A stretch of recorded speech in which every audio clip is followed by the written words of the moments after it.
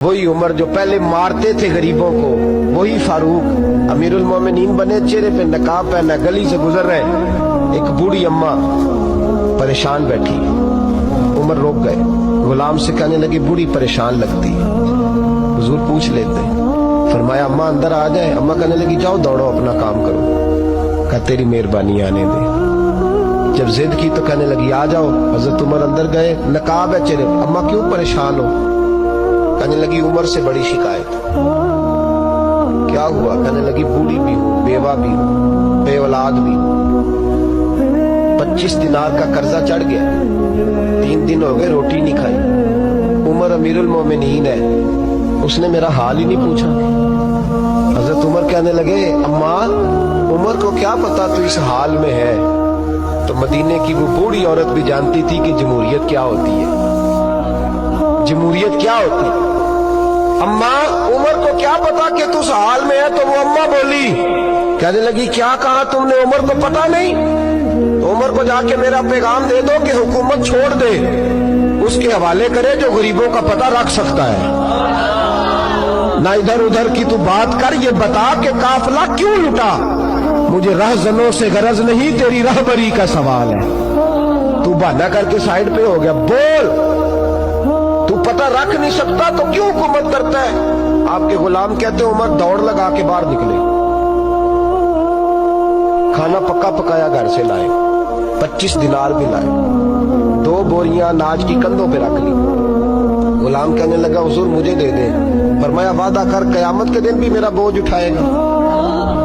حضور میں نہیں اٹھا سکتا۔ عمر لائے، اس بوڑھی اماں کو 25 دینار دیے، 2-3 مہینے کا راشن دیا، کھانا کھلایا۔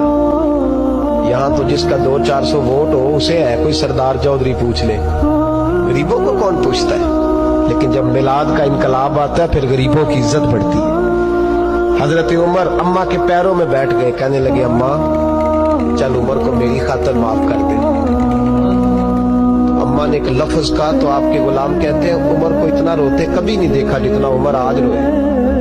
اماں کہنے لگی میں کوئی نہیں معاف کروں گی، میں تو بوڑھی ہوں، کسی وقت بھی بلاوا آئے گا، جب میں مروں گی نا نبی پاک میری قبر میں آئیں گے تو میں عمر کی شکایت لگاؤں گی، میں کہوں گی محبوبہ میں غریب نہیں، مجبور، پریشان، آپ نے اس کی ڈیوٹی لگائی تھی، اس نے میرا حال نہیں پوچھا۔ آپ کے غلام کہتے ہیں عمر اس طرح روتے جیسے بچہ بلک کے روتا۔ کہنے لگے اماں اس طرح نہ کرنا، عمر بڑا کمزور ہے، وہ بڑا کمزور ہے، وہ یہ شکایت نہ لگانا، عمر بڑا ماڑا ہے، حضور کا سامنا نہیں کر سکے۔ اماں کہنے لگی نہیں، میرا دکھ ہی بڑا ہے، میں عمر کی شکایت لگاؤں گی۔ حضرت فاروق اعظم منت کرنے لگے تو بوڑھی کہنے لگی چل تیری خاطر عمر کو معاف کیا۔ حضرت عمر کہنے لگے مجھے لکھ کے دے، اماں کہنے لگی تم لکھ دو میں سائن کر دیتی ہوں۔ حضرت عمر نے لکھا فلاں بنت فلاں عمر سے ناراض تھی، پھر عمر نے راضی کر لی۔ وہ اماں دستخط کرنے ہی لگی تھی کہ مولا علی شیر خدا آ گئے، حضرت عبداللہ ابن مسعود آ گئے رضی اللہ تعالی عنہما۔ اندر آتے ہی کہنے لگے عمر یہاں کھڑے ہو، میں سارے مدینے میں ڈھونڈ آیا ہوں، وہ ملک شام کے کچھ سفیر ملنے آئے۔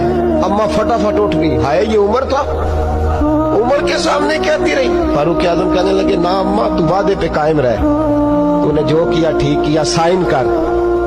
اماں نے دستخط کیے تو حضرت عمر حضرت مولا علی شیر خدا کرم اللہ تعالی وجہ الکریم کو خط دے کے کہنے لگے علی گواہ کے سائن آپ بھی کر دو، عبداللہ بطور گواہ تم بھی دستخط کر دو۔ جب سائن کر دیے تو حضرت عمر نے رکا لپیٹا اور حضرت علی کو دے کے کہنے لگے علی مجھے امید ہے میں تم سے پہلے دنیا سے چلا جاؤں، جب میں مر جاؤں تو یہ رکا میرے کفن میں رکھ دینا۔ میرے نبی نے اگر پوچھا عمر میری امت کا کیا کر کے آئے ہو تو میں رکا نکال کے عرض کروں گا مولا ایک بوڑھی اماں ناراض تھی، میں اسے بھی راضی کر کے آیا ہوں۔